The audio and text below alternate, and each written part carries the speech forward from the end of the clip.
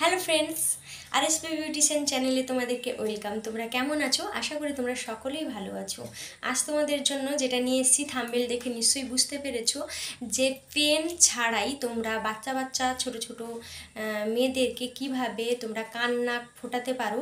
Friends, তোমরা ভিডিওটা চলার সময় কোনোভাবে স্কিপ করে দেখবে না, কারণ আমি খুব ডিটেলসে মেশিনটার সম্বন্ধে বলবো বা কিভাবে করতে হয় সব কিছু জানতে পারবে। যদি তোমরা স্কিপ করে দেখো তাহলে অনেক কিছুই তোমরা মিস করে যাবে।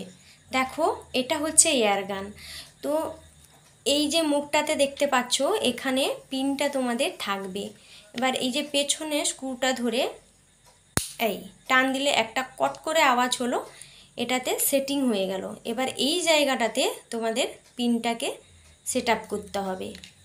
এবার এই যে জায়গাটা, এটা বন্দুকের গুলির মতো পুশ করলেই বেরিয়ে যাবে। এই দেখো, এটা হচ্ছে কালি। আর এইভাবে ছোট ছোট পিন থাকে অনেক রকমের, এইভাবে ছোট ছোট পিন পাওয়া যায়, এটা গোল্ডেন কালারও হয়।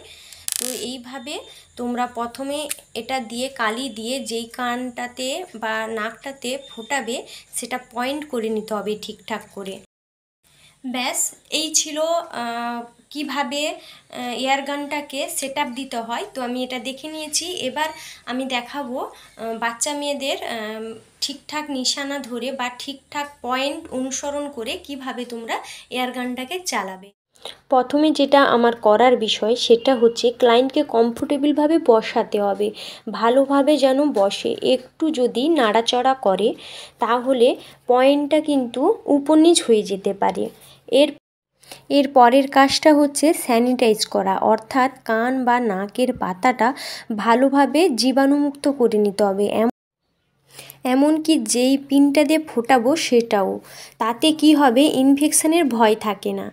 এরপরে যেটা করার বিষয় হচ্ছে দু সাইডে পয়েন্ট করে নেওয়া, ঠিকঠাক পয়েন্টটা আছে কি না সেটা লক্ষ্য করা, বারবার করে দেখে নিতে হবে, কারণ এই পয়েন্টটার উপরেই তোমরা পিনটা দেবে, তাই এই পয়েন্টটাও অনেক গুরুত্বপূর্ণ।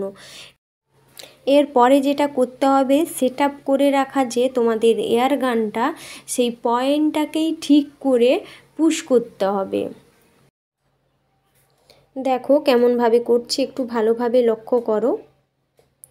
এইভাবে কানটাকে ধরে ব্যাস হয়ে গেল।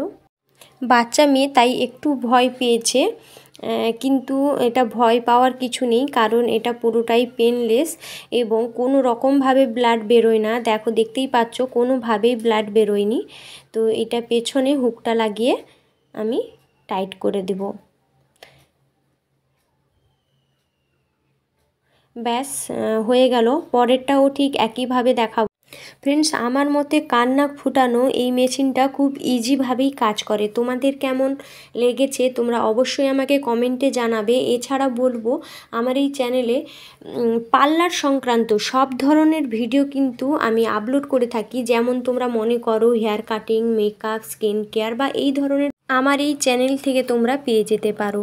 যারা নতুন পার্লার খুলছো বা পার্লার শিখছো, তো তাদের জন্য আমার হেয়ার কাটিং বা এই ধরনের ভিডিওগুলো খুব কাজে আসবে আমার মনে হয়। তাই প্লিজ তোমরা আমার চ্যানেলটাকে সাবস্ক্রাইব করো, পরবর্তী ভিডিওর জন্য নোটিফিকেশানটাও অন করে রাখো। দেখো, এর কানের সঙ্গে সঙ্গে আমি নাকটাও ফুটিয়ে নিয়েছি। কেমন হয়েছে তোমরা অবশ্যই কমেন্টে জানাবে।